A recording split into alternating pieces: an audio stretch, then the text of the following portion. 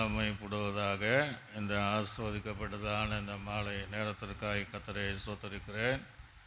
நாம் ஆதியாகமம் 22ஆம் அதிகாரம் இந்த 12ஆம் வசனத்தை வைத்து தான் நாம் தொடர்ந்து தியானித்து கொண்டிருக்கிறோம். தேவன் 2 முறை ஏன் அநேகரை அழைத்தார் என்பதை குறித்து தியானித்து வருகிறோம். கடந்த நாளில் பரிசுத்தவான்கள் அல்லது தேவ பிள்ளைகள் கர்த்தாவே கர்த்தாவே என்று 2 முறை கூப்பிடுவதை கடந்த முந்தின வாரங்களில் அதை நம்ம அதில் குழம்பிருந்தோம். கர்த்தர் அதை தெளிவுபடுத்தியிருப்பார் என்று நான் விசுவாசிக்கிறேன். ஆக இன்றைக்கும் அதே போல் ஒரு சத்தியத்தை தான் ஆண்டவரே ஆண்டவரே என்று கூப்பிடக்கூடிய ஜனங்களுக்கு தேவன் என்ன சொல்கிறார் என்கிற சத்தியத்தை நாம் கேட்க போகிறோம். இது எங்கே இருக்குன்னா லூக்காஸ் சுவிசேஷம் 13ஆம் அதிகாரம் 22ஆம் வசனம் முதல் 30ஆம் வசனம் வரை இன்றைக்கி தியான பகுதி.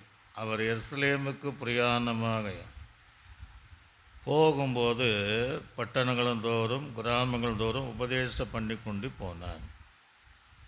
அப்பொழுது ஒருவன் அவரை நோக்கி, ஆண்டவரே, ரட்சிக்கப்படுகிறவர்கள் சிலர் பேர் தானா என்று கேட்டார். அதற்கு அவர், இடுக்கமான வாசல் வழியாய் உட்பிரவேசிக்க பிரயாசப்படுங்கள். அநேக உட்பிரவேசிக்க வகை தேடினாலும் அவளால் கூடாமல் போகும் என்று உங்களுக்கு சொல்லுகிறேன். வீட்டு எஜமான் எழுந்து கதவை பூட்டின பின்பு நீங்கள் வெளியே நின்று, ஆண்டவரே ஆண்டவரே, எங்களுக்கு திறக்க வேண்டும் என்று சொல்லி கதவை தட்டும்போது அவர் பிரதித்திரமாக, நீங்கள் எவ்விடத்தாரோ, உங்களை அறியேன் என்று உங்களுக்கு சொல்லுகிறேன். அப்பொழுது நீங்கள், உம்முடைய சமூகத்தில் நாங்கள் போதனை பண்ணினோமே, நீ எங்கள் வீதிகளிலே போதனை பண்ணினீரே என்று சொல்லுகிறீர்கள். ஆனால் அவன், நீங்கள் எவ்விடத்தாரோ, உங்களை அறியேன், அக்கிரமக்காரன் நீங்கள் எல்லாரும் என்னை விட்டு அகன்று போங்கள் என்று சொல்லுவார் என்று உங்களுக்கு சொல்லுகிறேன் என்று அந்த கடைசி வசன வரைகளும் சில சத்தியங்களை நம்ம பார்க்க முடிகிறது. இது எந்த சூழ்நிலை நடந்ததுன்னா, ஆண்டவராய் இயேசு கிறிஸ்து இந்த உலகத்தில் கடைசி எருசலேமுடைய பயணங்களில் நடந்த ஒரு சம்பவம். இயேசு இந்த உலகத்தில் வாழ்ந்தார். அவர் 8ஆம் வயதில் அவர்களுக்கு இயேசு என்று பெயரிடப்பட்டது. 40வது நாளில் தேவாலயத்தை கொண்டு போய் நியாயப்பிரமாணத்தின்படி கர்த்தருக்காக தேவனுக்காக பிரதிஷ்டை செய்யப்பட்டார். 12வது வயதில் அவர் தேவாலயத்தில் போதகர் நடுவில் அதிகாரம் உள்ளவராய் உபதேசம் பண்ணி கொண்டிருப்பதை அநேக ஆச்சரியப்படுறாங்க. இயேசு 30வது வயசில் ஞானஸ்நானம் எடுத்தார். தன்னுடைய முதலாவது ஊழியத்தை கலிலேயாவில் கானாவில் தான் அற்புதங்களினால் ஊழியங்களை ஆரம்பித்தார். 3.5 வருடங்கள் அந்த ஊழியங்களை நிறைவேற்றினார். அந்த ஊழியங்களில் அற்புதங்கள் அடையாளங்களை செய்தார். போகிற இடமெல்லாம் தெருக்களும் கடலோரங்களிலும் வீடுகளிலும் மலைகள் மேலும் தேவாலயத்திலும் உபதேசம் பண்ணினார். எத்தனையோ பாடுகள் நடுவில் இந்த கடைசி பயணம் எருசலேம் பயணம் தான், சிலுவை பயணம். ஆண்டவர் சிலுவைக்கு போகக்கூடிய ஒரு பயண நேரத்திலும் வர வழியில் உபதேசம் பண்ணி கொண்டு இருந்தார். உபதேசம் பண்ணிகிட்டே வந்தார் தான் அந்த பைபிள். அந்த 22வது வசனத்தில் வாசிக்கும்போது, கிராமங்கள் தோறும் பட்டணங்கள் தோறும் அவர் உபதேசம் பண்ணிக்கொண்டே போனார். கடைசி காலத்தில் கூட இயேசு அப்படியே என்ன செய்கிறார், உபதேசம் பண்ணிகிட்டே போகிற பட்டணங்கள், சில கிராமங்கள், அந்த பகுதிகளெல்லாம் ஆண்டவர் என்னென்னா, அந்த இன்னும் கொஞ்சம் நேரம் சிலுவைக்கு போயிடணும் என்ற இருக்கிற அந்த தருணத்தை பிரயோஜனப்படுத்தி கொண்டு கடந்து போனார். இந்த சூழ்நிலையில் தான் தனக்கு எதிராக ஒரு கூட்டம் வந்து ஒரு கேள்வி கேட்குறாங்க. என்ன கேட்குறாங்கன்னா, ஆண்டவரே, ரட்சிக்கப்படுகிறவர்கள் சில பேர் தானா அப்படின்னு ஒரு கொஸ்டின் கேட்குறான். இப்போ ஆண்டவருக்கு அதுக்கு ஒரு சிலர் தான் என்று சொல்லாமல் அல்லது நிறைய பேர் வருவாங்க என்று சொல்லாமல் கீழே அநேக சத்தியங்களை கேட்க முடியும். ஒரு சிலர் தானே, நல்ல ஒரு கேள்விதான். இயேசு ஏன் இந்த உலகத்தில் வந்தார் என்பதை நமக்கு நல்லா தெரியும். அவர் பாவிகளை ரட்சிக்கும்படி கிறிஸ்து இயேசு உலகத்திற்கு வந்தார். அல்லேலூயா சொல்லுங்களே, அல்லேலூயா. அவர் இழந்து போனதை தேடவும் ரட்சிக்கவும் மனுஷகுமாரன் இந்த உலகத்தில் வந்தார். பைபிளில் நமக்கு தெளிவார். அதனால் அவர் ரட்சிக்கப்படாதபடி கரை என்ன செய்யலை, குறுகி போகலை. அவர் உலக ரட்சகர். இன்றே ரட்சனையினால் இன்றே அணுக்கிற காலம். அப்போஸ்தலர் நடபடிகளை நான் வாசிக்கும் போது அவர் அறியாமையின் காலத்தில் காணாதவரை போல இருந்தார். இப்போ எங்கும் எல்லா இடங்களில் உள்ள ஜனங்கள் ரட்சிக்கப்பட வேண்டும் என்பதுதான் தேவனுடைய விருப்பம். அல்லேலூயா சொல்லுங்களே, அல்லேலூயா. யாரையும் ஆண்டவர் கட்டாயப்படுத்த மாட்டார். கேட்குற கேள்வி, இந்த வேத தியானத்தை முடிச்சு நமக்கு நம்ம போவோமா அப்படிங்கிற ஒரு சூழ்நிலை கொண்டு உண்டாகும். ஒருவனாய்களை கெட்டு போக சித்தம் இல்லைங்கிறார். ஒருவனையும் புறம்பாகத்தை வந்தால் தலைமாட்டார். மனம் திரும்பினால் கெட்டு போக சித்தம் இல்லை. ஆனால் அநேகருக்கு அந்த மனம் திரும்ப ஆசை கிடையாது. ஆக வேதத்தில் அவர் என்ன சொல்கிறார், இவங்க கேட்ட கேள்விக்கு மத்தேயு சுவிசேஷத்தில் வாசிக்கும் போது, மத்தேயு சுவிசேஷத்தில் 7ஆம் அதிகாரம், மத்தேயு சுவிசேஷம் 7ஆம் அதிகாரத்தில் நான் வாசிக்கிற கவனமாக கேளுங்க. அதெல்லாம் ஆண்டவர் சொல்கிறார், பரலோகத்துக்கு நான் யாரெல்லாம் போவேன் அப்படிங்கிறத, எத்தனை பேர் போகிறாங்க என்பதை மத்தேயு சுவிசேஷம் 13:14 வாசிக்கும் போது, இடுக்கமான வாசலில் உட்பிரவேசியுங்கள் அப்படிங்கிறார். அங்கே அதுதான் சொல்கிறார். பரலோக ராஜ்யம் என்பது ஒரு இடுக்கமான வழி, இடுக்கமான பாதை. அதில் உட்பிரவேசியுங்கள். உள்ளே போனால் தான் போகணும். உட்பிரவேசங்கள் சொல்லிவிட்டு அதை சொல்கிறார் பாருங்க. கேட்டுக்கு போகிறவருடைய அந்த வழி, வழி விரிவும் அந்த வழி விசாலமாக இருக்கிறதா. கேட்டுங்க என்பது என்ன, நரகத்துக்கு போகிற வழி விசாலமாக இருக்கிறது. அதுக்கு பின்னாடி சொல்கிறாரு, அது பிரவேசிக்க அங்கே அந்த அதின் வழியாய் பிரவேசிக்கிறவ அநேகர்ன்ட்டார். இது இயேசு சொன்ன வார்த்தை. அப்போ அவர் என்ன சொல்கிறாருன்னா, பரலோகத்துக்கு சேருகிற கூட்டத்தை பார்க்கலும் நரகத்திற்கு நிறைய பேர் என்ன செய்கிறாங்க, போகிறாங்க. இது இயேசு இந்த உலகத்தில் இருந்த நாட்கள் சொல்லக்கூடிய வார்த்தை. பரலோக ராஜ்யத்தை செல்லக்கூடிய ஜனங்களை பார்க்கலும் இந்த கேட்டுக்கு நரகத்துக்கு போகிற வழி அது விரிவும் விசாலமாக இருப்பதினால அங்கே போகக்கூடிய கூட்டங்கள் அநேகர் என்று அவரே சொல்லிட்டார். அல்லேலூயா. ஏன்னா அவர் செய்த ஊழியத்தின் நாட்களில் அவர் பார்த்துருப்பார் ஜனங்களை எப்படி இருப்பாங்க அப்படின்ட்டு. சொந்த ஜனங்க அவரை ஏற்றுக்கொள்ளலை. கொலைபாதகன் என்று சொல்லக்கூடிய ஒரு கூட்டம், இதெல்லாம் பிசாசுக தலைவன் என்கிற ஒரு கூட்டம், ஜனங்களை வஞ்சிக்கிறவன் உபதேசத்தை யாரும் கேட்கல. இதெல்லாம் அனுபவங்களை பார்த்து நரகத்துக்கு போகிற கூட்டம் தான் நிறைய இருக்குங்கிறாங்க. ஒன்றை நாம் புரிஞ்சிடணும், நியாய தீர்ப்பு வரும் என்று சொன்னால் நரகத்துக்கு போகிற கூட்டம்தான் ஜாஸ்தி இருக்கு தவிர பரலோக ராஜ்யத்துக்கு செல்லுகிற அந்த கூட்டம் ரொம்ப குறைவாக தான் இருக்கு. அதில் அடுத்த வசனத்தை சொல்லும்போது 14 ஜீவனுக்கு போகிற வாசல் இடுக்கமும் வழி நெருக்கமாக இருக்கிறது, அதை கண்டுபிடிக்கிறவர் சிலர் அப்படின்னு இங்கே பதில் சொல்கிறார்.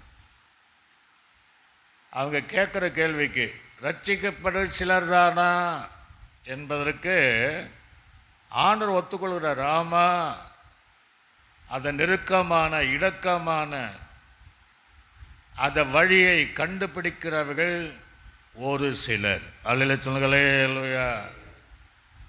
இன்னொரு வசனம் கூட, அழைக்கப்பட்டவர்கள் அநேக, தெரிந்து கொள்ளப்பட்டவர்கள் ஒரு சிலர் அப்படிங்கிற. இப்போ ஒரு சிலர் என்பது நாம் சொல்லுகிற ஒரு சிலர் அர்த்தம் வேற, அவர் சொல்லக்கூடிய சிலர் என்பது அதனுடைய அர்த்தம் வேற. ஒரு அலைச்சுங்களே. அல்லேலூயா. நீங்கள் எகிப்திலிருந்து கடந்து வந்த இஸ்ரவேல் ஜனங்களுடைய இலக்கங்கள் 6 லட்சம் புருஷர்கள். ஒரு 25 லட்சமே நம்ம கணக்கு பண்ணி வச்சோன்னா அவங்கெல்லாம் அழைக்கப்பட்டவங்க. கானானுக்குள்ளே போனது எத்தனை பேருன்னா, காலேபும் யோசுவா 2 பேர் தான் போனாங்க. பிதாக்களை எகிப்திலேருந்து வந்தவங்க ஒருத்தர் போல, இவங்க 2 பேர் தான் போனாங்க. அதில் ஊழியக்காரன் ஒருவன், விசுவாசிகளில் ஒருவன். காலேப் விசுவாசி, யோசுவா ஊழியக்காரர். ஆனால் அங்கே போனவங்க இன்னொரு கூட்டம் இருக்குது. அப்படின்னா, இந்த பிதாக்கள் வனாந்தரத்தில் பெற்ற பிள்ளைகள் 2வது விசை கில்காவிலே விருத்தசேதனை பண்ணாங்க பாருங்கள், அந்த ஜனங்கள் கானான் தேசத்துக்கு போனாங்க. ஒரு அலையலே. அல்லேலூயா. அதில் நிறைய பேர் இல்லை, கொஞ்சம் பேர் போனதாக வேதத்தில் நம்ம பல இடங்களில் நமக்கு வாசிக்க முடியும். ஆக இவங்க கேட்குற கேள்வி இங்கே சொல்கிறாரு, ஒரு சிலர் தான் அப்படின்பா. நம்மெல்லாம் இதை யோசித்து பார்க்கணும். இந்த பகுதியெல்லாம் ரொம்ப யோசித்து பார்க்கணும். சில சபைகளில் 100 பேர் இருப்பாங்க, சில சபையில் 50 பேர் இருக்காங்க, சில சபையில் லட்சக்கணக்கான ஜனங்கள் இருக்கிறாங்க. லட்சக்கணக்கான ஜனங்கள் இருக்கிறாங்க. இன்னும் சில இடங்களெல்லாம் 10 லட்சத்துக்கு மேலே கூடுகிற ஜனங்களும் இருக்கத்தான் செய்கிறாங்க. 2000 5000. இப்போ ஆண்டவர் சொல்கிற பார்த்தா இதில் எத்தனை பேர் பரலோக ராஜ்யம் போகிறாங்க என்பது ரொம்ப யோசிக்க வேண்டிய ஒரு விஷயம் ஒன்று. அதில் இன்னொரு இடத்துல ஆண்டவர் சொல்லும்போது, இன்னொரு இடத்துல ஒரு வசனத்தை இப்படியாக நாம் வாசிக்க முடிகிறது. 1 பேதுருக்கு எழுதின நிருபத்தில் 4ஆம் அதிகாரம், அதை கூட வாசித்தா நமக்கு நல்லாயிருக்கும். 1 பேதுருக்கு நிருபம் நான் வாசிக்கிறேன். 18வது வசனம். நீதிமான்கள் ரட்சிக்கப்படுவது அரிதானால் பாவிகளும் பக்தி இல்லாதவனும் பாவி எங்கே நிற்பார் அப்படின்னு அங்கேயே சொல்ற. இப்போ பரலோகராஜன் சிலர் சொல்வதை போல ஒரு லகுவான காரியம். சிலர் சொல்லுவாங்க எல்லாம் போயிடுவீங்க, ரட்சிக்கப்பட்டா போயிடுவீங்க அப்படின்னு பலர் ஒரு புறம்பான உபதேசம் சொல்கிறாங்க. அப்படின்னா ஆண்டவர் சொல்லியிருப்பார் இல்லையா, நீதிமானே ரட்சிக்கப்படுவது அரிதானால் பக்தி இல்லாதவனும் பாவியில் எங்கே போய் நிற்பான் அப்படிங்கிற அந்த கேள்வி தான் இவங்க கேட்குறாங்க. ஆண்டவரே, ரட்சிக்கப்படுகிறவர்கள் சிலர் தானா? ஒரு அலையச்சுங்களே. அல்லேலூயா. அதுக்கு ஆண்டவர் சொல்கிற ஒரு காரியம், ஒரு ஆண்டவரே ரட்சிக்கப்பட்ட சிலர் தானோ என்று கேட்டான். அதற்காக இடுக்கமான வாசல் வழியே உட்பிரவேசிக்க பிரயாசப்படுங்கள் அப்படின்ட்டார். ஏதாவது இந்த கேள்வி கேட்பதற்கு பதிலாக நீங்கள் அந்த இடுக்கமான, அந்த நெருக்கமான, அந்த குறுகலான அந்த வழியில் நீங்கள் வருவதற்கு நீங்கள் என்ன செய்யுங்க? பிரயாசப்படுங்கள். சொல்லுங்களே. அல்லேலூயா. அப்போ பரலோக ராஜ்யம் போனோன்னு என்ன செய்யணும்? பிரயாசப்படணுங்கிறார். பிரயாசப்படும். ஏதோ வந்தால் கை தட்டினா ஆராதித்தோம், ஏதோ 4 அந்நிய பாஷை பேசணும், அப்படியே போயிட்டா அப்படிங்கிறது அல்ல. பிரயாசப்படும். ஒரு மனிதன் வாழ்வதற்கு அவனுடைய கையின் பிரயாசத்திலே அவன் சாப்பிடுவான். பிரயாசப்பட்டா தான் குடும்பத்தை நடத்த முடியும். இவ்வளோ கஷ்டம் அதில். பேர் சொல்லலாம் முழுவதும் நாங்கள் பிரயாசப்பட்டோங்கிறான். ஒன்றும் கிட்ட கஷ்டம், அவ்வளோ கஷ்டம். அப்போது பரலோக ராஜ்யம் என்பது போகணுன்னா நம்ம பிரயாசப்படணும். அது இடுக்கமான வழிதான், அது குறுகலான வழிதான், அது நெருக்கமான வழிதான். ஆனால் அந்த வழியில் பிரவேசிக்கிறவர்கள் ஒரு சிலர். அந்த ஒரு சிலரை நீங்கள் இருக்க வேண்டும் என்றால் நீ பிரயாசப்படு. அல்ல சொல்களே லோயா. அந்த வழியாய் உட்பிரவேசிக்க நீங்கள் பிரயாசப்படுங்கிறார். சிலர் இன்னைக்கெல்லாம் தவறான உபதேசம், ரட்சிக்கப்பட்டா போதும், நீ பரவாயில்ல, எப்படி வாழ்ந்தால் போதும்பாங்க. இயேசு எல்லா பாவத்தை சுமந்துட்டாரு, நீ இனி பாவம் செஞ்சாலும் பிரச்சனை இல்லை அப்படிங்கிறாங்க. அப்படின்னு ஏன் ஆண்டவர் இதை இப்படி சொல்லணும்? சொல்லியிருக்கலாம் இல்லையா, என்னை ஏற்றுக்கொண்டவர்கள் ரட்சிக்கப்பட எல்லாரும் போவாங்க அப்படின்னு தேவன் சொல்லியிருக்கலாமே. நீதிமானே கஷ்டங்கிறார், நீதிமானே ரட்சிக்கப்படுவது அரிதானால் அப்படிங்கிறார். அப்போ அவர் சொல்றார், நீங்க அதை உட்பிரவேசிக்க பிரயாசப்படுங்கள். ஒரு அலேச்சன்களே இல்லையா, பிரயாசப்படணும் அப்படின்னு ஆண்டு சொல்றார். நீங்கள் பிரயாசப்படுங்கள் அப்படின்ட்டு சொல்றார். அதில் இன்னொரு சொல்றாரு, அநேகர் உட்பிரவேசிக்க வகை தேடினாலும் அவர்களால் கூடாமல் போகும் என்று உங்களுக்கு சொல்கிறேன். அநேகர் பரலோகரையே போகணும், உட்பிரவேசிக்கணும், அந்த சத்தியத்தில் நடக்கணும் என்று விருப்பப்பட்டு வந்தாலும் அவர்களால் கூடாமல் போயிட்டு. எல்லா சபையில் பாருங்க, சிலரெல்லாம் ஆரம்பத்தில் அப்படியே அந்த விசுவாசத்தில் வருவாங்க, அதெல்லாம் பார்த்துட்டு அப்புறம் அடுத்த வாரம் ஆளை காணாது. தாண்ட சொல்கிறார், அவங்க பிரவேசிக்க ட்ரை பண்ணுவாங்க, அவங்களால கூடாமல் போகும். அல்லேலூயா. நிற்க முடியாது. ரட்சிப்பு என்பது முடிவு பறந்து நிலைத்திருக்கிறவனே ரட்சிக்கப்படுவான். எல்லா சபையில் பாருங்க, எல்லா பாஸ்டர்கிட்ட கேளுங்க, வராங்க போகிறாங்க பாஸ்டர். ஏதோ ஒரு சிலர் ரட்சிக்கப்பட்ட நாள் முதல் இந்த நாள் வரை எல்லா சபையில் இருக்கிற கூட்டங்கள் இருக்கிற, அதுலேயும் எத்தனை பேர் போவாங்க நமக்கு தெரியாது. அப்போ பரலோக ராஜ்யம் என்பது கஷ்டப்படணுங்கிறார், பிரயாசப்படணும். ஒரு வேளை எவ்வளவாய் கடினமாய் உழைத்து பிரயாசப்படுகிறோமோ அதே போல் பிரயாசப்பட்டால் தான் நம்ம போக முடியும். அநேகர் அதை விரும்பி உட்பிரவேசிக்க பிரயாசப்பட்டாலும் அது அவங்களுக்கு கூடாமல் போயிடுச்சு. அல்ல சொல்லுங்களேயா, உண்மைதான். நிறைய பேர் ரட்சிக்கப்பட விருப்பம் இருந்தால் அவங்களால முடியாமல் இருக்கு. இந்த காரியத்தை நாம் இன்னும் கொஞ்சம் நேரம் நம்ம அப்படியே பார்ப்போம். இப்போ இந்த வார்த்தைக்கு எபிரேயர் பதத்தில், கிரேக்க பதத்தில் நீங்கள் பிரயாசப்படுங்கள் என்கிற கிரேக்க பதத்தில் 4 அர்த்தமுள்ள காரியத்தை கொடுத்து, நீங்கள் பிரயாசப்படுங்கள். அதுக்கு என்ன சொல்கிறாருன்னா, முதலாவது போட்டியிலே கலந்து கொள்ளுதல். ஒரு அலைச்சொங்களே அல்லையா, போட்டி.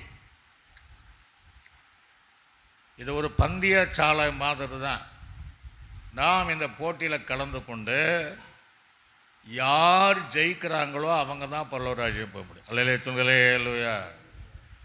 உலகத்தில் எந்த வித விளையாட்டு போட்டின்னா ஒன் சைடு தோற்று போவாங்க, ஒன் சைடு என்ன செய்வாங்க, ஜெயிப்பாங்க. ஜெயிக்கிறவன் அவன் உயிர் போனாலும் பரவாயில்ல, எப்படியாக என்ன செய்யணும், ஜெயம் எடுக்கணுங்கிற பிரயாசப்படுவான். சிலர் ஏனோ தானோன்னு என்ன செய்வாங்க, இருப்பாங்க. இப்போ எக்ஸாம் நடக்குதுன்னா அது ஒரு போட்டி தான். இந்த போட்டியில் பிரயாசப்படணும், கண் விழித்து பிரயாசப்பட்டால் தான் அதில் ஜெயம் எடுக்க முடியும். ஆக இங்கே சொல்கிறாரு, போட்டியிடுதல், போட்டி போடணும். ஜனங்க என்னைக்கு என்ன போட்டி போட்டு நீ பெரியவனா நான் பெரியவனா அப்படின்னு தான் போட்டி இருக்கு தவிர பரலோக இடத்திற்கு போட்டி இடுகிறவர்கள் ரொம்ப பேர் தான். போட்டி போட்டு ஆண்டவருக்குள்ளே வர வேண்டும், பிரயாசப்பட வேண்டும். இதை அப்போஸ்தலனாகிய பவுல் எங்கே எழுதுறான்னா, 1 கொரிந்தியருக்கு நிருபத்தில் வாசிக்கும் போது, 1 கொரிந்தியருக்கு நிருபத்தில் வாசிக்கும் போது அதில் 9ஆம் அதிகாரம் நான் வாசிக்கிற கவனிங்க, 24ஆம் வசனம். பந்தய சாலையில் ஓடுகிற எல்லாரும் ஓடுவார்கள். போட்டி சொல்கிறேன், ஓடணும். எல்லாரும் ஓடுவாங்க, எல்லாரும் சபைக்கு எல்லாம் வரத்தான் செய்கிறாங்க. எல்லாரும் ஓடுவார்கள், ஆகில ஒருவரே பந்தயத்தை பெறுவான் என்று அறியீர்களா? நீங்கள் பெற்று கொள்ளத்தக்க ஓடுங்கள். அல்லேலூயா. ஆண்டவருக்காக அந்த போட்டி, அதில் நம்ம ஜெயம். அதில் எத்தனை தடை வந்தாலும், அதான் ஆண்டவர் சொல்லிட்டு, அது கஷ்டம், அது இடுக்கமான வழி, குறுகலான வழி, நெருக்கம். அதில் எத்தனை தடைகள் வந்தாலும் அந்த தடையை மீறி, இது ஒரு போட்டி, ஜெயம் எடுக்கணும், இது ஆவிக்குரிய ஒரு போட்டி என்பதை உணர்ந்து ஜெயம் எடுப்பதற்கு பிரயாசப்பட்டு ஜெயம் எடுத்து பரலோக ராஜ்யத்திற்குள்ளாக கடந்து போக நம்மை தகுதிப்படுத்திக் கொள்ள வேண்டும். அல்லேலூயா. தடைகள் வரத்தான் செய்யும், அதை சொல்றாரு. அதுக்கு அர்த்தம் போட்டியில் கலந்து கொள்வதில். எத்தனை பேர் கலந்தாச்சு, ரட்சிக்கப்பட்டு ஞானஸ்நானம் எடுத்து அவங்க அதில் அவங்க எலிஜிபிள் ஆயிடுச்சு, போட்டியில் கலந்து கொள்ளலாம். ஆனால் யார் தான் ஜெயம் எடுக்கிறாங்கன்னு பின்னாடி தான் தெரியும். அல்லேலூயா. ஆக போட்டியில் கலந்து கொள்வது என்பது ஒரு அர்த்தம் இருக்கிறது. ரெண்டாவதாக, எதிராளியோடு சண்டையிடுதல். அப்படின்னா சபையான ஒருத்தருக்கும் சண்டை போடுவதும் அல்ல, கணவன் மனைவிக்குள்ளாக சண்டைப்படுவது அல்ல, அல்ல ஊழியர்களுக்கும் விசுவாசிகளுக்கும் இடையே சண்டை கிடையாது. அப்படின்னு போக மாட்டாங்க. ஏன்னா வனாந்தரத்தில் சண்டாளர்கள் அழிந்து போக மட்டும் வனாந்தரத்தில் அழிச்சிட்டாரான். உறுப்புதாக்கள் ஏன் போலன்னா ஒரே சண்டை, மோசையோட சண்டை, ஆரோட சண்டை, அவங்களுக்குள்ள சண்டாளம் தான். சண்டாளர்கள் ஏன் அலைய விட்டார்னா வனாந்தரத்தை அலையுது, அவரை அழித்தார் தான் பைபிள் இருக்கு. அழிய மட்டும் வனாந்தரங்களிலே அவர்களை அலைய விட்டார்னு வசனம். அப்ப நம்ம எதற்கு சண்டை போடணும்? ஆவிக்குரிய வாய்க்கில் நம்ம எதிராளி கூட, சாத்தான் கூட, நாம் அவனோடு கூட சண்டை, ஜபங்களிலே சண்டையிட்டு ஜெயிக்கக்கூடியவர்களாக நம்ம மாறணும். அல்லேலூயா. சண்டைன்னா எழுத்தின்படி உண்டாகல, ஆவிக்குரிய யுத்த களத்தில் இருந்து நம்ம என்ன செய்யணும்? சண்டை போட்டு தேவனுக்காக வைராக்கியமாய் நிற்க வேண்டும் என்பதை நம்ம அறிந்தோம். சிலெல்லாம் ரட்சிக்கப்பட்டானா ஒரு குடும்பத்தில் ஏதோ சகுரம் ரட்சிக்கப்படுவாங்க, அவங்க ரொம்ப எதிர்ப்பாக இருக்கும். அப்போ அவங்க என்ன செய்வாங்க? இல்லை, நான் கட்டாயமாக என்ன செய்கிறேன், நான் சபைக்கு போய்த்தாகணும், சபைக்கு போகாமல் என்னால் இருக்க முடியாது என்று யுத்தம் செய்து வருவார்கள். அல்லேலூயா. அப்படி நிறைய பேர் இன்றைக்கும் இருக்கத்தான் செய்கிறோம். ஏன்னா வீட்டில் போக வேண்டாம்பாங்க.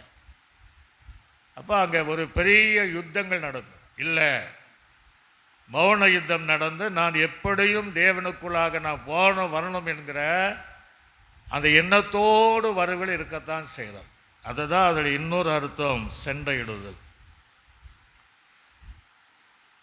நல்ல போராட்டத்தை போராடுங்கிறார் இல்லையா, அந்த மாதிரி. மூன்றாவது அதுக்கு அர்த்தம், துன்பங்களும் பாடுகளும் ஆபத்துகளும் நடுவே போராடி ஜெயிக்கணுமா. அல்லேலூயா. நம்ம விஷயத்தில் ஏன் நமக்கு வருதுன்னா, துன்பங்கள் வரத்தான் செய்யும், ஆபத்துகள் வரும், எல்லா சூழ்நிலைகளும் வரும், பாடுகளும் இருக்கும், பாடுகள் இருக்கத்தான் செய்யும். இவைகளெல்லாம் நெருக்கங்கள், உபத்திரங்கள் எது வந்தாலும் அதன் நடுவிலே, அல்லேலூயா, அதன் நடுவிலே போராடுகிற குணங்கள் இருக்கவே. பவுல் இதுக்கு எழுதும் போது நல்ல போராட்டத்தை நான் போராடினேன் அப்படிங்கிறான். நல்ல போராட்டங்கிறான். ஃபாதர் பாடும்போது வாழ்க்கை என்பது போராட்டமே, அது நல்லதொரு போராட்டங்கிறார். அவர் அப்படிதான் பாடுறார். சில போராட்டங்களும் ஆபத்துகள் வரும்போது பயந்து என்ன செய்யப்படுவாங்க, பின்வாங்கி போயிடுவாங்க. ஆக இவ்வளோ பிரயாசப்படுகிற ஒரு சூழ்நிலை நமக்கு தேவை. அதான் சூழ்நிலை. நீங்க உட்பிரவேசிக்க பிரயாசப்படுங்கள், ஆனால் அது கூடாமல் போய்விடும். அல்லேலூயா. பாட பார்க்குறான், நெருக்கத்தை பார்க்குறான், உபத்திரத்தை பார்க்குறான், எதுக்கிடாது வம்பன்னு பிரயாசப்படுவதை நீ உட்பிரவேசம் நிறுத்தி விடுகிற கூட்டம் நிறைய பேர் இருக்கத்தான். ஆக இங்கே தெளிவாக இந்த வேதம் சொல்லுவதை நாம் பார்க்க முடிகிறது. அப்போ ஒரு போராடுதல் நமக்கு இருக்கத்தான் செய்யும். நீங்கள் 1 கொரிந்தியர் நிருபம் மீண்டும் அதை வாசித்த பகுதிக்கு நான் வருகிறேன்.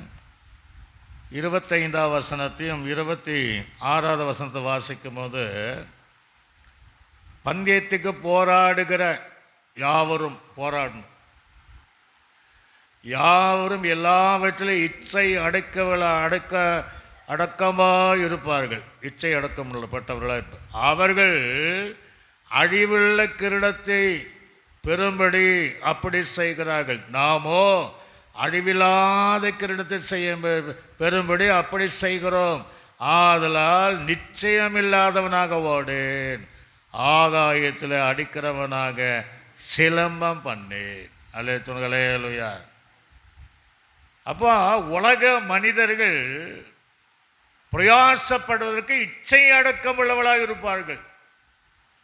அரசாங்கத்தில் நிறைய போட்டின்னா செக் பண்ணுவாங்க, இவன் குடிச்சானா தங்க பதக்கத்தையே நிறைய பேர் பிடுங்கினாங்க. உங்களுக்கு தெரியுமா? பேப்பரில் அந்த ஏதாவது மைக்கு ஊசியோ போதை இருந்தான்னா கொடுத்த தங்க பதக்கத்தை என்ன செய்வாங்க, பிடிக்கிடுவாங்க.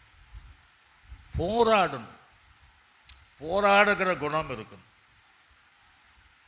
திமோத்திக்கு எழுதும்போது, ஒருவன் சட்டப்படி மல்யுத்தம் பண்ணலன்னா பரலோகத்திலே அவன் முடிசூட்டப்படான். ஒரு அலைய சொல்லுகளையா.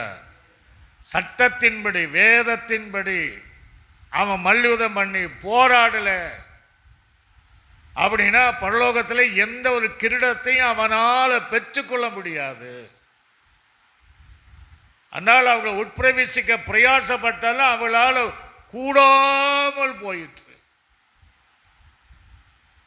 ஏன்னா இச்சை அடக்கம் இல்லாதவளாய் இருப்பார்கள், மாம்ச சுபாவம் உள்ளவளாய் இருப்பார்கள். அப்போ ஓட முடியாது. ஓடணும். பவுல் சொன்னதை போல அவன் நல்லா அந்த ஓட்டத்தை விசுவாசத்தை காத்து கொண்டேன் என்று அங்கே சொல்கிறார். இன்னொரு காரியத்தை பார்க்கும்போது, வெற்றி பெற்று பரிசு பெறுவோம் என்று வைராக்கியத்தோடு தொடர்ந்து போராட வேண்டும். அல்லேலூயா. எப்படியும் நான் தேவன் வைத்திருக்கிற நீதியின் கிரீடம், வாடாத கிரீடம், மகிமையின் கிரீடம், இவைகளெல்லாம் பெற்றுக்கொள்ள என் வாழ்க்கையில் என்ன வந்தாலும் வைராக்கியத்துடனே பந்தயச்சாலை ஓடுவது போல போராடி ஓடி அதை பெற்றுக்கொள்கிற வரையும் தேவனோடு ஓடணும். அல்லேலூயா. ஆக தேவன், அதுக்கு தான் அந்த அர்த்தம். பிரயாசப்படுதல் என்பதற்கு அந்த அர்த்தத்தை தேவன் வைத்திருக்கிறார். அதில் தான் சொல்லார் 13ஆம் அதிகாரத்தில் லூக்கா 24 இடுக்கமான வாசல் வழியாய் உட்பிரவேச படுங்கள், அநேகர் உட்பிரவேசிக்க வகை தேடினாலும் அவளால் கூடாமல் போகும் என்று உங்களுக்கு சொல்லுகிறேன் அப்படின்னு சொல்கிறார். இப்போ நீங்கள் அதில் பார்த்தீங்கன்னா அடுத்து சொல்கிறார், வீட்டு எஜமான் கதவை பூட்டின பின்பு நீங்கள் வெளியே நின்று ஆண்டவரே ஆண்டவரே எங்களுக்கு திறக்க வேண்டும் என்று சொல்லி கதவை தட்டும்போது அவர் பிரதித்திரமாக நீங்கள் எவ்விடத்தாரோ உங்களை அறியேன் என்று உங்களுக்கு சொல்லுகிறேன். அல்லேலூயா. எனக்கு தெரியாதுங்கிறார். ஏன் அப்படி சொல்கிறார் அப்படின்னா, இந்த ஜனங்கள் ஒன்று எப்படின்னா, இவங்க ஃபஸ்ட்டு இந்த ஜனங்கள் ரட்சிக்கப்பட வேண்டும் என்கிற அந்த என்ன சொல்கிறாருன்னா, தவறான அந்த காலம் கடந்த பின்பு தேடுகிற ஒரு கூட்டம். ஒரு அலைய சொல்களே இல்லையா? காலம் கடந்த பின்பு தொடுகிறது. தெளிவா சொல்றாரு, வீட்டு எஜமான் கதவை அடைத்த பின்பு, கிருபையின் வாசல் அடைக்கப்பட்ட பின்பு நீ என்னதான் தட்டினாலும், அப்ப காலம் கடந்து தட்டுகிற கூட்டம். ஒரு அலைய சொல்களே இல்லையா? காலம் கடந்து ரட்சிக்கப்பட வேண்டும் என்கிற விரும்புகிற கூட்டம். நோவாவினுடைய காலத்தில் என்ன நடந்தது? 40 நாட்கள் அவனுக்கு டைம், அந்த காலம் இருந்துச்சு. அந்த காலத்திற்குள்ளாக யாதொருவனும் அந்த வேலைக்குள்ள போயின்னா உள்ள போயிருக்கலாம். மழை எப்போ பெய்ய ஆரம்பித்ததோ தேவன் நோவாவினுடைய பேருடைய கதவை அடைத்தார். அல்லேலூயா இல்லையா? இப்ப நிறைய பேர் தட்டி இருப்பான். காலம் கடந்த பின்பு நடக்கக்கூடிய அந்த அனுபவத்தில் ரட்சிக்கப்பட முடியாது என்பதுக்கு தான் சொல்றார். காலத்தை பிரயோஜனப்படுத்திக் கொள்ளுங்கள் அப்படின்னு பைபிள் இருக்கு. ஏசா கூட மனம் திரும்புகிற ஒரு காலம் இருந்தது, மனம் திரும்பல. அவன் மனம் திரும்ப ஆசைப்பட்டான். ஒரு காலத்தில் கண்ணீர் சிந்தினான். அவன் மனம் திரும்பாமல் போனான். ஒரு அலைச்சுங்களே இல்லையா? கத்தனதுக்கு இடம் கொடுக்கல. அப்போ காலம் கதவை அடைத்த பின்பு, திறக்கும் போது கேட்கல, கதவை அடைத்த பின்பு கேட்ட ஜனம்தான் இந்த ஜனம். ஒரு அலைச்சுங்களே இல்லையா? கடைசி நாள் அப்படிதான் நடக்கும். ரட்சிக்கப்பட விரும்பினாலும் யாரும் முடியாது. ஆக 2வது ஆண்டு சொல்றாரு, காலத்து கேட்ட கேள்வி ஒன்று. 2வது சொல்றாரு, அந்த கதவை அடைத்த பின்புங்கிறார். இயேசு நமக்குள்ள வர விரும்புகிறார். நம்ம கதவை எத்தனையோ தடவை தட்டுறார். எங்க இருக்கு? வெளிப்படுத்தல் விசேஷத்தில் 3ஆம் அதிகாரம், வெளிப்படுத்தல் விசேஷம் 3ஆம் அதிகாரம் 20ஆம் வசனத்தில், இதோ வாசல் படி நின்று தட்டுகிறேன். ஒருவன் என் சத்தத்தை கேட்டு கதவை திறந்தால் அவனிடத்தில் நான் உட்பிரவேசித்து அவனோடு போதனை பண்ணுவேன், நான் அவனும் என்னோடு போதனை பண்ணுவான். அல்லேலூயா. ஆண்டவரை எத்தனையோ முறை இவங்க இருதய கதவை தட்டியிருக்கிற, ஆனால் இவங்க திறக்கலை. இப்போ இவங்க எஜமான் அடைத்த பின்பு இவங்க தட்ட ஆரம்பிக்கிறாங்க. காலம் கடந்த பின்பு ஆண்டவரே ஆண்டவரே கதவை தரனா திறக்க மாட்டார். அல்லேலூயா. கிருபையின் வாசல் அடைப்பட்டுச்சுன்னா அவ்வளோதான். நிறைய பேர் நாளை பார்ப்போம், அடுத்த வருஷம் பார்ப்போம், இல்லை இன்னும் 2 வருஷம் கழிச்சு பார்ப்போம். இன்னும் காலம் இருக்கும் இல்லையான்னா, காலம் நமக்கு இதே ஒரு சூழ்நிலை ஏற்படக்கூடிய வாய்ப்புக்கு முன்பாகவே நாம் ரட்சிக்கப்படுவதற்கு நம்மை அர்ப்பணிக்க வேண்டும். அல்லேலூயா. சிலரை பார்த்தீங்கன்னா, ஞானஸ்நானம் எடுக்க சொல்லுங்க, இன்னொரு 6 மாதம் ஆகட்டும் பாஸ்டர், இன்னும் 2 வருஷம் ஆகட்டும், அப்படி தான் சொல்லு. காலத்தை பிரயோஜனப்படுத்திக்கும். கதவை அடித்த பின்னாடி ஒன்றுமே பண்ண முடியாது. இங்கே அதைத்தான் சொல்றாரு. அந்த ஜனங்கள் அப்படி செய்கிறாங்க. 2வது, இவங்கள் தவறான வழியிலே தேடுகிறார்கள். அல்லேலூயா. அவனை கண்ட அடைய சமயத்தை தேடாம தவறான முறையில் தவறான வழியில் தேவனை தேடுகிற கூட்டம். அதான் சொல்றாரு, நீ காலத்திற்கு பின்பு என ஆண்டவரங்கிற தவறான வழியிலே என்னை தேடுகிறாய். சிலர் இன்றைக்கு தவறான அனுபவத்தில், தவறான உபதேசத்தில், தவறான கற்பனைகளிலே தேடுகிற கூட்டம் நிறைய பேருக்கு தான் செய்கிறாங்க. அதான் ஆண்டவர் சொல்றாரு, நீங்கள் எவ்விடத்தாரோ உங்களை நான் அறியேன். அல்லேலூயா. அதாவது அந்த கேள்விக்கெல்லாம் ரொம்ப ஆச்சுன்னா, மனிதன் தேவனால் உண்டாக்கப்பட்டவன். நட்சத்திரங்களையே பேர் சொல்லி லக்கங்களை அறிந்திருக்கிறது. உலகத்தில் இருக்கிற அத்தனை கோடி ஜனங்களுடைய உள்ளங்களை அறிந்திருக்கிற தேவன் தான் அவர். ஏன்னா அவர் தான் சிருஷ்டித்தார், படைத்தவர். இப்போ அவர் சொல்லும் போது எப்படி இருக்கும்? பெத்த அப்பா ஒரு பையனை பார்த்து, உனக்கு எனக்கு தெரியாதரா அப்படின்னு எப்படி இருக்கும்? நீ அதில் வேற நீ எவ்விடுத்தாரோ, நீ எந்த இடத்துக்காரனோ எனக்கு தெரியாது. அப்போ இங்கே அதான் சொல்கிறார், தவறான வழியிலே தேடுகிற கூட்டம் நிறைய பேர் இருக்கதா. சரி, அல்ல துணுகளே இல்லையா? ஆண்டவர் பரலோகராஜ்யம் போனோன்னா, நானே வழியும் சத்தியமும் ஜீவனமாக இருக்கு, அந்த பாதையில் தான் போகணும். மனுஷனுக்கு நீ தோன்றுகிற வழிகள் அநேக உண்டுன்னு பைபிள் இருக்கு. செம்மையான வழியா பார்வைக்கு, அந்த முடிவோ மரண வழி, நரக வழி. அல்ல துணுகளே இல்லையா? சரியான பாதையில் நாம் கடந்து வர வேண்டும். இவங்க சரியான வழியில் தேவனை தேடாதவள் தான் இவங்க. இன்னும் நீங்கள் பார்த்தீங்கன்னா, தவறான விண்ணப்பம் செய்கிறவர்கள். இவங்க விண்ணப்பம் சரியா அப்படின்னா தப்பு. அந்த வசனத்தில் வாசிக்கும் போது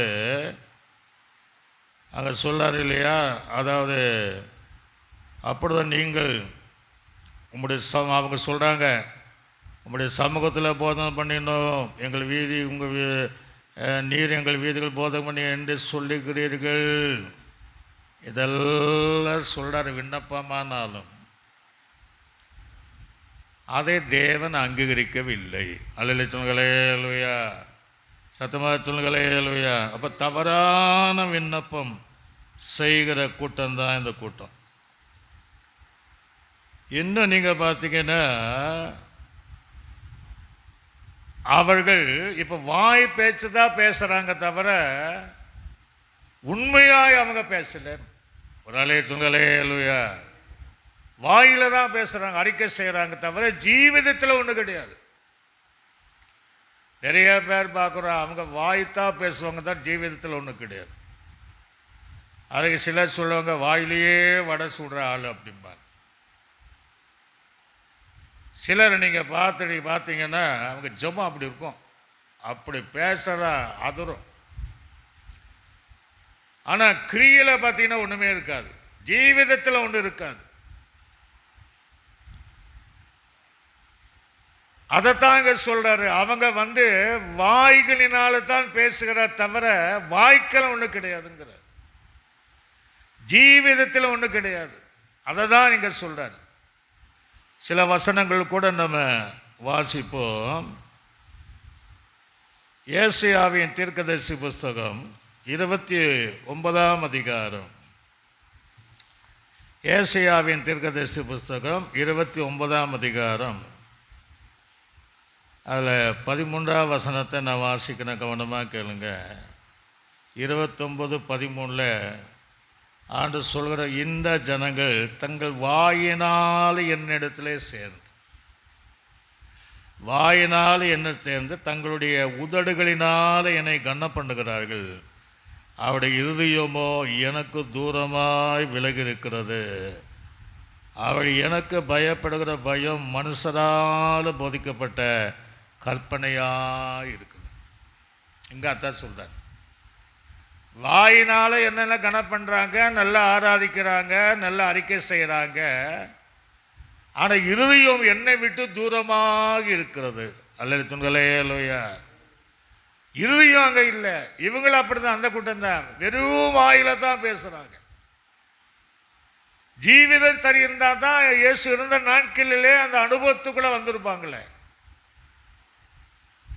கடைசி நாள் இப்படிப்பட்ட கூட்டம் நிறைய பேர் இருப்பாங்க. பேச்சா பார்த்தீங்கன்னா இப்போமே மலை இறங்குற மாதிரி பேசுவாங்க, அவ்வளோ பரிசுத்தமாக பேசுவாங்க. ஆனால் ஜீவிதத்தில் ஒன்றும் இருக்காது. ஒரு இல்லையா?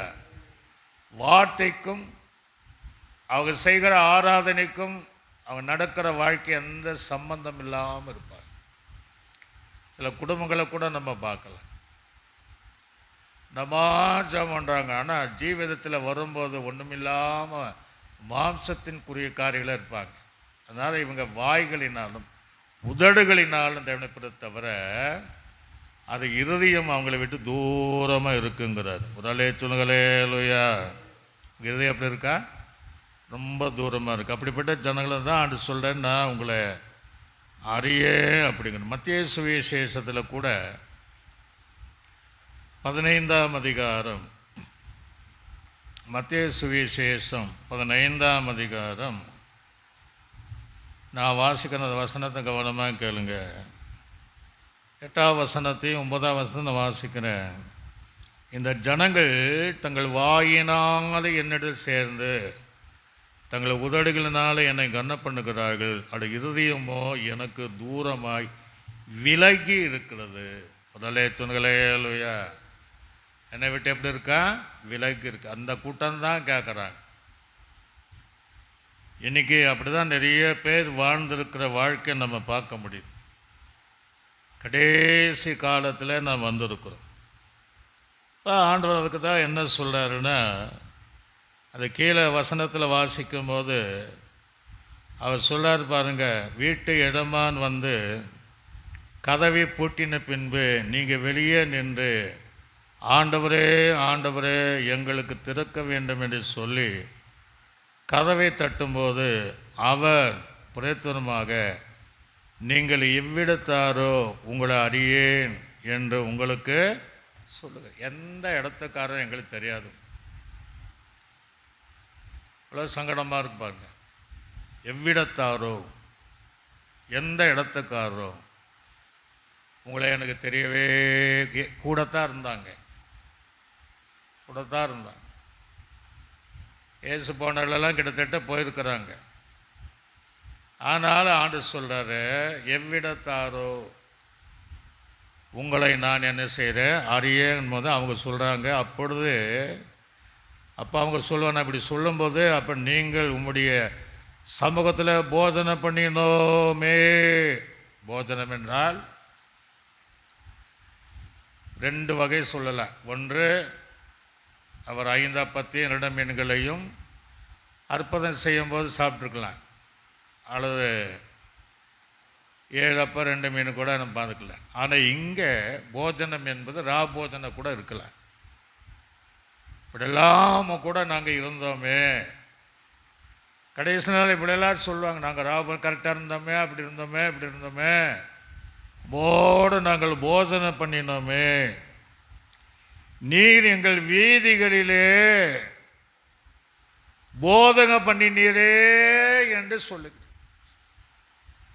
பிரசங்கம் பண்ணீங்களே, உபதேசம் பண்ணீங்களே, நாங்கள் கேட்டோமே. அப்போ தேவனுடைய போதகத்தை கேட்ட ஜனந்தான், தேவனுடைய உபதேசத்தை கேட்ட ஜனங்க தான், தேவனோடு போஜன பந்தியில் இருந்த ஜனங்க தான். யூதாசே கூட தான் காட்டி கொடுத்தான். அந்த ஜனங்க தான் கேட்குறாங்க. ஆண்டவர் சொல்கிறாரு, நீங்கள் உங்களை நிறைய நீங்கள் எவ்விடத்தாரோ, அல்ல சொன்னங்களே லூயா, நீங்கள் எவ்விடத்தாரோ ஆண்டவரே ஆண்டவரேன்னு கூப்பிடுறாங்க. ஆண்டவர் என்றால் என்ன அர்த்தம்? ஆண்டு கொள்கிறவர். ஒரு அலைய சொன்னங்களே லூயா. நம்மையும் ஆள்கிறவர், தேசத்தையும் ஆள்கிறவர், அதுக்கு தான் ஆண்டவர். நம்ம ஆண்டவராக இயேசு கிறிஸ்து ஆண்டவனே என்று பழைய காலங்கள் எல்லாம் இயேசுவை ஆண்டவனேன்னு பரிசுத்தவான்களை கூப்பிடுவாங்க. ஏசியாவில் கூட ஒரு வசனத்தை 26வது வசனத்தில் 26ஆம் அதிகாரம் அதில் இஸ்ரவேல் ஜனங்கள் சொல்லும்போது ஒரு வாக்கியத்தை நான் வாசித்து இந்த பகுதியை வந்து முடிச்சுடுவோம். 26ஆம் அதிகாரத்தில் வாசிக்கும் போது அதில் 13வது வசனத்தை நான் வாசிக்கிறேன். அந்த வசனத்தில் அவர் சொல்வாங்க, என்ன சொல்கிறாங்க? 13வது வசனத்தில், எங்கள் தேவனாய் கர்த்தாவே, உம்மையல்லாமல் வேறு ஆண்டவன் மகள் எங்களை ஆண்டார்கள். அப்போ ஆண்டவன் என்ன அர்த்தம்? ஆண்டு கொள்ளுதல். இனி உம்மை மாத்திரம் சார்ந்து உடைய நாமத்தை பிரஸ்தாபப்படுத்த அப்படின்னு அர்த்தம். உண்மை மாதம் சாரோம், நீங்கள் எங்களை ஆண்டு கொள்ளுங்க. அல்லேலூயா. அந்த பேர் வச்சு தான் ஆண்டவரே ஆண்டவரேன்னு கூப்பிடும் போது நீங்கள் எவ்விடத்தாரோ அறியே சொல்கிறாங்க. உங்களோட போதனை பண்ணோம், எங்கள் வீதிகளில் வரும்போது போதகம் பண்ணினீரே அப்படின்னு மறுபடியும் பதில் சொன்னாங்க. அதுக்கு அவர் என்ன சொல்கிறாருங்கிறத நம்ம பார்ப்போம். அதை சொல்லி அதுக்கு பின்னாடி பார்த்தீங்கன்னா, ஆனாலும் அவர் நீங்கள் எவ்விடத்தாரோ உங்களை அறியேன், அக்கிரமக்காரராகிய நீங்கள் எல்லாரும் என்னை விட்டு அகன்று போங்களே என்று சொல்லுவார் என்று உங்களுக்கு சொல்லுகிறேன். அல்லேலூயா. இந்த தீர்க்க தரிசனம் நிறைவேறல, நிறைவேற போகுது ஆண்டுடைய ஞாயிற்றுப்பினர். அப்பா அவர் என்ன சொல்வாரா தெரியாதப்பா, அக்கிரம செய்கைக்காரர்களே என்னை விட்டு அகன்று போன வர இதே தலைப்பில் தான் மத்திய 7:21-23 அங்கேயாத்தான் சொல்கிறார். தெரியாது, என்னை விட்டு நீங்கள் அகன்று போங்க.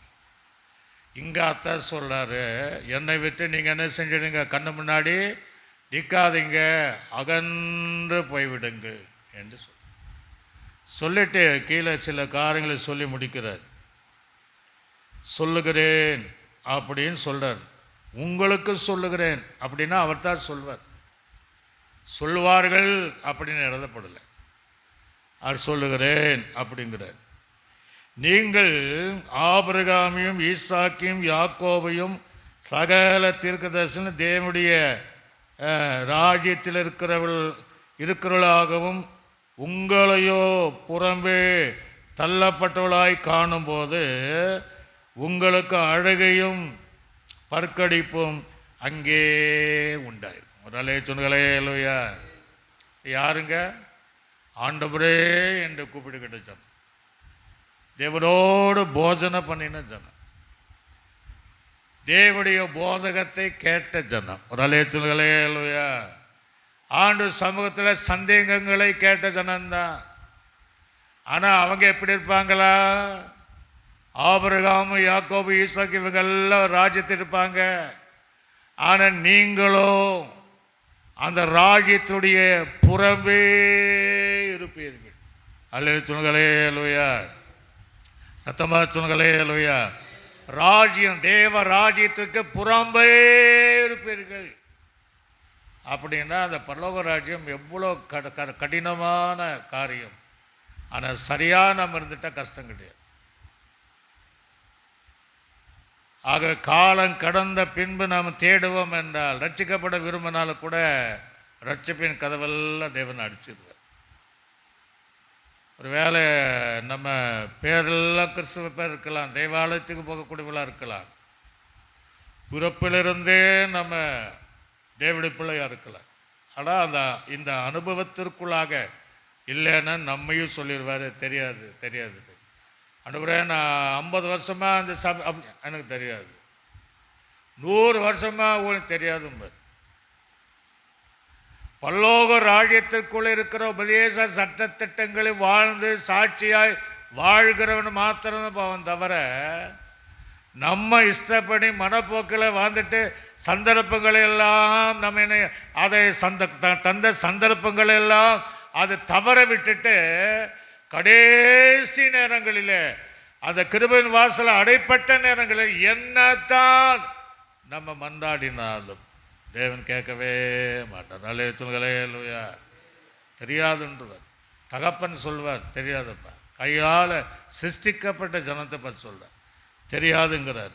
ஆக சொல்கிறாரு, உங்களை காணப்படும் உங்களுக்கு அழுகையும், கேட்டவனதை சொல்கிறோம், பற்கடிப்புமாய் இருக்கும் என்று அங்கே சொல்கிறார். அதை சொல்கிறாரு, கிழக்கிலும் மேற்கிலும் வடக்கிலும் தெற்கிலும் இருந்த ஜனங்கள் வந்து தேவ ராஜ்யத்தில் பந்தி இருப்பார்கள். அல்லேலூயா.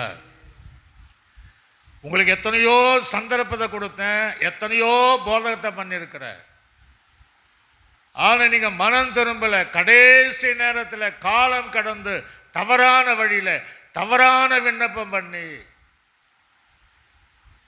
நீங்கள் என்னிடத்தில் கேட்குறீங்க, ஆனால் உங்கள் இருதயம் கடினப்படும் போது வேற திசையாக என்னை தேடுகிற 4 திசையில் இருந்தும் ஜனங்கள் அந்த சரியான காலத்தில் அவள் நான் விரும்பின அந்த ரட்சிப்பின் அனுபவத்திற்குள்ளாக கடந்து வந்து அவள் தேவ ராஜ்யத்திலே அவர்கள் இருப்பார்கள். அல்ல சொல்களே அல்லையா, கையில் ஒரு சொல்களே அல்லையா. சில நேரங்களில் இவெல்லாம் பரவாதா போவானா அப்படின்னு பண்ணால் அவன் போயிடுவான், நம்ம தான் போக மாட்டோம்.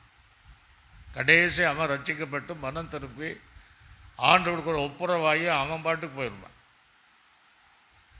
ஆக தேவ பிள்ளைகள் என்று சொல்லக்கூடிய நம்ம தான் ஏமாந்து போயிடுவோம். ஆக ரொம்ப கவனமாக இருக்கணும். ஆண்டுடைய வசனங்களுக்கு அது சொல்கிறாரு. அடுத்தது, அப்பொழுது முந்தினோர் பிந்தினோர் ஆவார்கள், பிந்தினோர் முந்தினோர் ஆவார்கள். முந்தினோர் பரலோக ராஜ்யத்திற்காக போகணும்னு வந்தவங்க எல்லாம் பிந்திடுவாங்களா? சொல்லுங்களே லூயா. இன்னைக்கு நமக்கு பின்னாடி இருக்கிற ஜனங்கள் ரட்சிக்கப்படாத ஜனங்கள் ஏராளமாக இருக்கிறாங்க. ஆனால் அவங்க நம்மிலும் முன்னிலே போய் ஒரு சொல்லுங்களே லூயா, அவர்கள் ரட்சிக்கப்பட்டு இந்த காலங்களில் கிடைத்த சமயத்தில் தேடி ரட்சிக்கப்பட்டு பிரயாசப்பட்டு அதை இடுக்கமான வழியிலும் குறுகலான வழியிலும் தேவனை தேடி அந்த ராஜ்யத்துக்குள்ள பிரவேசத்திற்கு தங்களை அர்ப்பணித்து நமக்கு பின்னாடி இருக்கிறவங்கள் எல்லாம் அவர்கள் முந்தி பரலோக ராஜ்யத்தில் சேர்வார்கள் என்று அவங்களுக்கு அத்தை சொல்றாரு. நமக்கும் சொல்றாரு, கேட்கிற உங்களுக்கும் ஆண்டவர் சொல்றார். அதுதான் இவன் கலாத்திய நிருபம் அப்போஸ்தலன் பவுல் அழகாக சொல்வான். புத்தி கெட்ட கலாத்தியரே, உங்களை மயக்கினவன் யார்? முதலே சொல்லுங்களே இல்லையா. இன்னைக்கு அநேக உபதேசத்தினுடைய மயக்கம் ஒன்று இருக்கு. தவறான மயக்கிடுவாங்க. சரியான உபதேசம் வேற. மயக்கினவன் யார்? நீங்கள் ஆவில ஆரம்பம் பண்ணி மாம்சத்தில் கொண்டு போய் விடுகிறீர்களே, அதற்காகவா இவ்வளவு பிரயாசப்பட்டீங்க, பாடுபட்டீங்கிறான். ஒரு அலைய சொல்லுங்களே இல்லையா. நல்ல உபதேசத்தில் இருந்தவங்க தான், நல்ல சத்தியத்தில் யாரோ தேவையில்லாத உபதேசத்தை கொடுத்து அதை மயக்கினவர்கள் யார்? நீங்கள் ஆவில ஆரம்பம் பண்ணீங்க, இப்ப எப்படி இருக்கீங்க? மாம்சத்தில் இருக்கீங்க. அதனால தான் அவங்க பிந்தி போறாங்க. என்ன நடக்கு தெரியுங்களா? மாம்சத்தில் இருக்கிறவன் ஆவில வந்துட்டு இருக்கிறான். ஒரு ஆள் ஏற்றுங்களே இல்லையா. ஆவில ஆரம்பம் பண்ணவங்க மாம்சத்தில் போயிருக்கிறாங்க. அதற்காகவே இவ்வளவு பிரயாசப்பட்ட ஜனங்க தான், பாடுபட்ட ஜனங்க தான். வேற்றுமையான உபதேசங்களுக்கு செவி கொடுத்து இப்படி விடுகிற, ஏமாகிற, வஞ்சிக்கப்படுகிற கூட்டம் கடைசினால இருப்பார்கள். அவர்கள் எவ்வளவுதான் ஆண்டவரே ஆண்டவரே என்று கூப்பிட்டாலும், நீங்கள் எவ்விடத்தாரோ நான் உங்களை அறியேன், அக்கிரம செய்கிறக்காரல நீங்கள் எல்லாரும் என்னை விட்டு அகன்று போங்கள் என்று சொல்லுகார தவிர, உன்னை எனக்கு தெரியும், உன்னை ரொம்ப நாளாக தெரியும் அப்படின்னு சொல்லவே மாட்டான். நல்ல சொல்லுங்களே இல்லையா. நம்ம எவ்வளோதான் ஆண்டவரே நான் இவ்வளோ காலம் ஊழியம் செஞ்சேனே தெரியாதும்பார். போதனை பண்ணுற கூட்டம், போதகத்தை கேட்ட கூட்டம், போதகரையும் பார்த்த கூட்டம். ஆண்டு சொல்லார், உங்களை அறியேன் என்று சொல்லுவார். ஆக இதை கேட்கிற தெய்வ பிள்ளைகள் ஆவிக்குரிய சபையில் இருக்கக்கூடிய இடத்துல உபதேசங்கள் கீழ்ப்படிந்து பிரயாசப்படும். இடக்கமான வழிதான், குறுகலான வழிதான், நெருக்கமான வழிதான். இந்த பாதையில் நீங்கள் பிரவேசித்தால் இப்படிப்பட்ட அனுபவம் நமக்கு தேவையே கிடையாது. ஒரு ராஜ்யத்தில் பிரவேசித்துக் கொள்ளலாம். கர்த்தர் இன்றே ரச்சனை நாளுங்கிறார், இன்றே அணுக்கிற காலங்கள். இன்றைக்கு உன்னை அர்ப்பணித்தார், சத்தியத்துக்கு அர்ப்பணித்தார். இன்றைக்கே தேவன் உனக்கு கதவு திறந்து என் மகளே மகனே என்று உங்களை அழைத்து அவருடைய ஜீவ புஸ்தகத்தில் பேர்களை எழுதும்படியாக தேவன் கிருபை செய்வார். எல்லாரும் கண்களை மூடினவர்களாக ஆண்டு சமூகத்தில் நாம் ஒப்பு கொடுக்க போகிறோம். ஒப்பு கொடுத்து நாம் சோத்திரம் பண்ணுவோம். தேவனை அறிந்தவள் தான். ஆண்டவரே ஆண்டவரே என்று சொல்லும்போது நீங்கள் எவ்விடத்தாரோ உங்களை அறியேன் என்று சொல்லுங்கள். இன்னும் எந்தெந்த வழியில் நம்ம தேடணும் என்பதை அறிந்து உணர்ந்து ஆண்டவருக்கு நம்ம ஒப்பு கொடுக்கணும். கேட்கிற தேவ பிள்ளை ஒரு வேளை நீ உடைய ஆவிக்குரிய வாய்க்கில் ஏதோ மாம்சம் இடைப்பட்டு நீ பின்வாங்கி போவாய் என்றார். மீண்டும் மனம் திரும்பி ஆண்டவர் சமூகத்தில் நீ வரும்போது இன்றே உன்னை மீண்டும் பிரகாசிக்கிற தேவன் அவர். நீ இருந்த இடங்களிலே தேவனுக்கு புரியமாக வசனத்தின்படி ஜீவித்து இடுக்கமான வழியானாலும் உட்பிரவேசிக்க பிரயாசப்பட்டு எப்படியாகிலும் இந்த போட்டியில் நான் ஜெயிக்கணும், இந்த போராட்டத்தில் ஜெயிக்கணும், இந்த யுத்தத்தில் ஜெயிக்கணும், நான் முடிசூடப்படணும், பாடுகள் நடுவிலும் நெருக்கங்கள் நடுவிலும் உபத்திரங்கள் நடுவிலும் துன்பத்தின் நடுவிலும் நான் வெற்றி பெற்றே ஆக வேண்டும் என்று தீர்மானிக்கும் போது இன்றைக்கும் தேவன் உன் வாய்க்கில் ஒரு அற்புதங்களை செய்கிறவராக இருக்கிறார். எல்லாரும் அதுக்காக நாம் சோதனை பண்ணுவோம். கேட்கிற தேவ பிள்ளைகள் எப்பேற்பட்ட வியாதி இருந்தால் உச்சந்தலைங்கிலிருந்து உள்ளங்கால் வரையும் ஒரு வேலை கேட்கும்போது பலவீனத்தோடு கேட்டாலும் இந்த ஜபத்திற்கு பின்பொரு விடுதலை உண்டாகும்படி இருக்கிற இடங்களில் அது சரீரத்தில் தேவ வல்லமை இறங்குவதாக என் வசனத்துக்கு நடுங்கிறவரே நோக்கி பார்ப்பேன் என்று சொன்ன தேவன் படுக்க முடியாத படுக்கையில் இருந்தாலும் அவங்க எழும்பி நடப்பதற்கு இப்பொழுதே தேவ வல்லமை அங்கெல்லாம் இறங்கி நீ கிரியை செய்வதற்காக ஜெபிக்கிறோம். ஓ, நீ பலவீனன் அல்ல என்று சொன்னீர, பலவீனப்படுத்துகிற ஆவியை விட்டு புறப்பட்டு போ என்று சொன்னீர.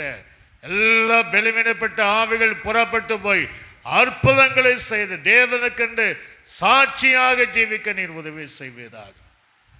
கிருபையின் வாசலோ நோவாவின் பேரை கதவை அடைத்த பின்பு அது என்னதான் ஆண்டவரே என்று கூப்பிட்டாலும் உங்களை அறியேன் என்று சொல்லுகிற இடத்தில் நிற்காம, ஆண்டவரே பிதாவினால் ஆஸ்வதிக்கப்பட்டவர்களே உங்களை அறிவேன் என்று சொல்லக்கூடிய இடங்களிலே நிற்க நீர் உதவி செய். ஒப்பு கொடுத்த யாவரையும் நீர் ஆஸ்வதிப்பீராக. சபையில் இருக்கிறவர்கள் யாவரையும் நீ வசனத்தின்படி ஜீவிக்க உதவி செய். இயேசு கிறிஸ்துவின் நாமத்தில் ஜெபிக்கிறோம் நல்ல பிதாவே, ஆமென்.